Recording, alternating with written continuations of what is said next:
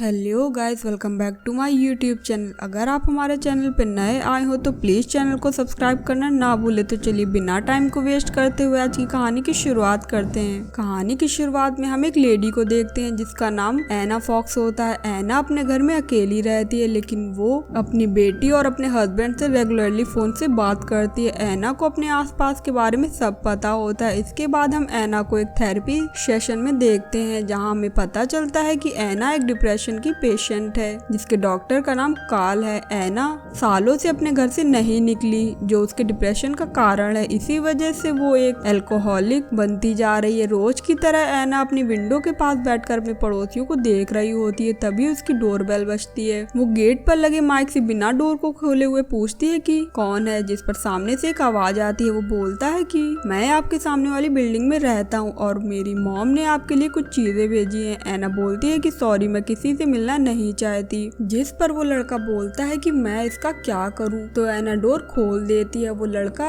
Ethan होता है जो सड़क के उस पार रहता है। ईथन एना के घर के अंदर आ जाता है, जहां एना और ईथन के बीच कुछ बातें होती हैं, जिस पर हमें पता चलता है कि एना और उसका हस्बैंड अलग हो चुके हैं, इसीलिए वो इस घर में अकेली रहती है। इसके बाद ईथन एना से बोलता है कि आपकी विंडो से तो मेरा पूरा रूम दिखता है। तभी हम ईथन के फादर को देखते हैं, जिन्हें देखकर ईथन थोड़ा सहम जाता है। एना ईथन के फेस पर डर को नोटिस कर लेती है और उसे रिलैक्स करती है। ईथन और एना में दोस्ती हो जाती है। इसके बाद ईथन कुछ मूवी के कैसेट्स लेकर वहाँ से चला जाता है। एना का घर काफी अजीब होता है, जहाँ उसका एक किराएदार भी रहता है जिसका नाम डेविड है। वो एना को बोलता है कि आज हैलोवीन की रात है और तुमको कम से कम आज तो बाहर जाना चाहिए, जिस पर एना उसे मना कर देती है। लेकिन जैसे ही शाम होती है तो कुछ बच्चे एना को परेशान करने लगते हैं, जिससे परेशान होकर मजबूरन उन्हें रोकने के लिए उसे घर से बाहर निकलना पड़ता है। इससे पहले वो कुछ कह पाती वो बेहोश होकर गिर जाती है। जब उसकी आंख खुलती है तो वो अपने घर में होती है। उसके सामने मिसेस रसल होती है, यानी कि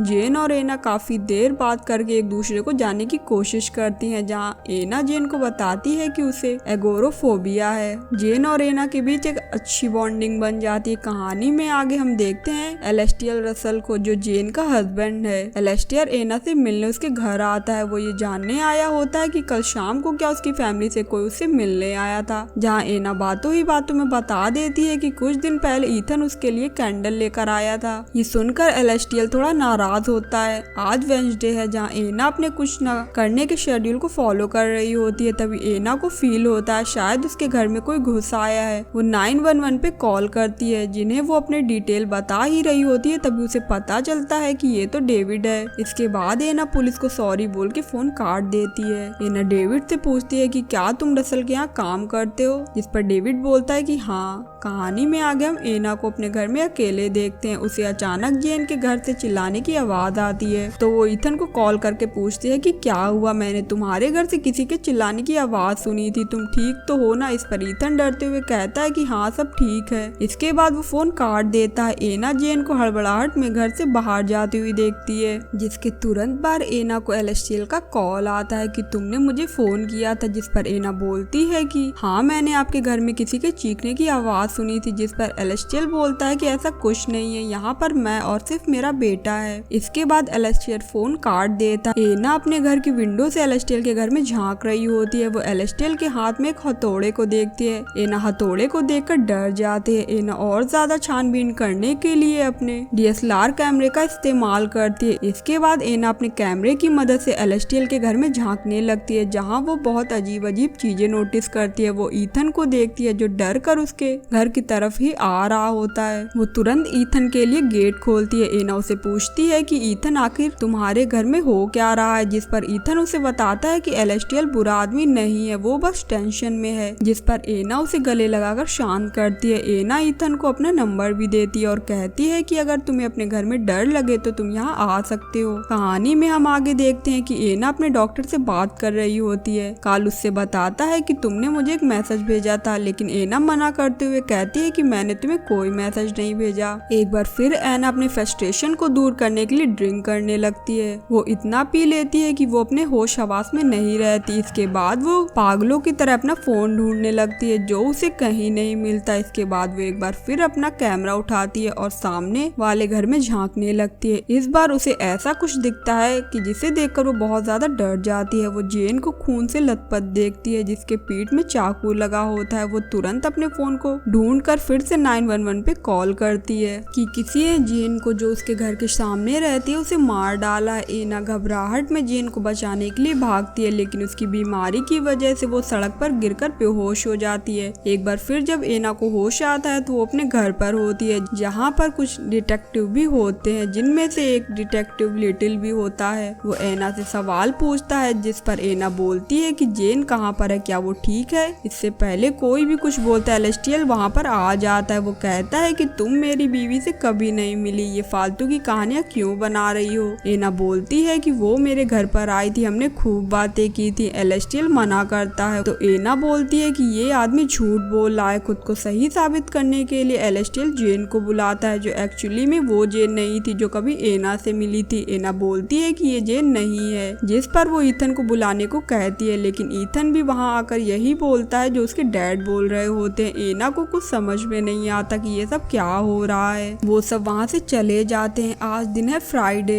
एना एलेस्टियल की वाइफ जेन को इंटरनेट पे ढूंढने लगती है, जहाँ जेन के बारे में तो नहीं पता चलता, लेकिन वो एलेस्टियल के बारे में जान जाती है। एलेस्टियल एटिक्शन न्यूयॉर्क में काम करता है, जहाँ फोन करने पर उसे पता चलता है कि अब वो वहाँ काम नहीं करता। एलेस्टियल की प्रोफाइल चेक करते वक्त उसे पेमना नादिम औरत के बारे में पता चलता है, जिसकी कुछ दिन पहले ब्रुकलिन में मौत हो गई थी। और एना को पता चलता है कि पेमिना एलेस्टियल की असिस्टेंट थी। एना को कुछ समझ नहीं आ रहा था। वो डेविड के पास जाकर उसे पूछती है, जहाँ उसे डेविड के बारे में पता चलता है कि डेविड ने उसे झूठ बोला है। दरअसल डेविड अपने पैरोल पर बाहर आया है। ये जानकर भी एना बस उससे जेन के बारे में पूछती है, जिस पर डेविड गुस्से से मना करते हुए कहता है कि कभी वो किसी जेन से नहीं मिला। वो एक बार फिर से रसल के घर के अंदर झांककर फोटो निकालने लगती है, लेकिन रसल उसे ऐसा करते देख लेता है। एना डेविड के रूम में जाती है, जहाँ उसे जेन का ईयररिंग मिलता है। कहानी में हम आगे देखते हैं कि एलेस्टियर एना को उसकी फैमिली से दूर रहने के लिए बोलता है। आज संडे है, जहाँ एना ईथन को अपने घर से निकलते हुए देखती है, जिसके बाद उसे अननोन आईडी से एक मेल आता है जिसमें उसकी ही पिक्चर होती है। वो उसे देखकर डर जाती है। वो फौरन डिटेक्टिव लिटिल को कॉल करके घर पर बुला लेती है, जहाँ एलेस्टियर भी अपनी फैमिली के साथ पहुंच जाता है। वो डिटेक्टिव लिटिल से बताता है कि एना ने उसका जीना हराम कर रखा है। तभी वहाँ डेविड भी आ जाता है, जिसे एना पूछती है कि जेन का ईयररिंग तुम्हारे बेडरूम में क्या कर रहा था। डेविड कहता है कि वो ईयररिंग उसकी दोस्त कैथरीन का है, ना कि किसी जेन का। एना बार बार एलेस्टियल और डेविड पर इल्जाम लगा रही होती है। वो कहती है कि ईथन को हमारी मदद की जरूरत है, ये आदमी उसे मारता है। वो अपना आपा खोने लगती है, जिस पर एना अपनी फैमिली और हस्बैंड के बारे में सबको बताती है, जहाँ हमें ये पता चलता है कि एना की फैमिली इस दुनिया में नहीं है, जिनकी मौत की जिम्मेदार वो खुद है। एना की फैमिली एक कार एक्सीडेंट में मारी गई थी। एना एक्चुअली में ट्रॉमा में है, जो सब चीजों को अज्यूम कर रही थी, और डॉक्टर कार्ल भी उसे यही समझाता है कि तुम कुछ ज्यादा ही सोच रही हो। एना को भी समझ आ जाता है कि जैसा वो सोच रही है वैसा कुछ नहीं है। कहानी में हम आगे देखते हैं कि एना सब सही करने के बारे में सोच रही होती है, जहाँ वो अपने फोन में एक फोटो को देखती है जिसमें उसे ग्लास के ऊपर जेन की परछाई दिखाई देती है। वो बहुत खुश होती है, ये जानकर कि वो पागल नहीं है, वो जो बोल रही है वो सब सही है। वो डेविड को बुलाकर उसकी फोटो दिखाती है, जिस पर डेविड बोलता है कि वो जेन नहीं केटी है, वो ईथन की असली माँ है। डेविड बोलता है कि वेडनेसडे को उसने मेरे साथ रात गुजारी थी, इसी वजह से उसका ईयररिंग मेरे रूम में था। एलेस्टियर उसे ईथन से नहीं मिलने देता था, क्योंकि ईथन जब उसके पेट में था तो वो घर छोड़कर भाग गई थी। एना डेविड से पूछती है कि तुम्हें इतना कैसे पता, जिस पर डेविड कहता है कि केटी ने मुझे सब बताया था। डेविड वहाँ से चला जाता है। एना उसे रोकने की कोशिश करती है। इसी जल्दबाजी में वो अपना लैपटॉप गिरा देती है, जिसकी स्क्रीन टूट जाती है। वो उसे देख ही रही होती है, तभी उसे डेविड के चिल्लाने की आवाज आती है। वो डेविड चिल्लाती है, जहाँ उसे अंधेरे में से एक परछाई आती हुई अपनी ओर दिखाई देती है, जिसके हाथ में खून से सना हुआ चाकू था। जब एना उस परछाई को देखती है तो उसके होश उड़ जाते हैं। डेविड को मारने वाला इंसान ईथन था। ईथन एना को डराने की कोशिश करता है। अपनी मॉम को मारने वाला इंसान भी ईथन था।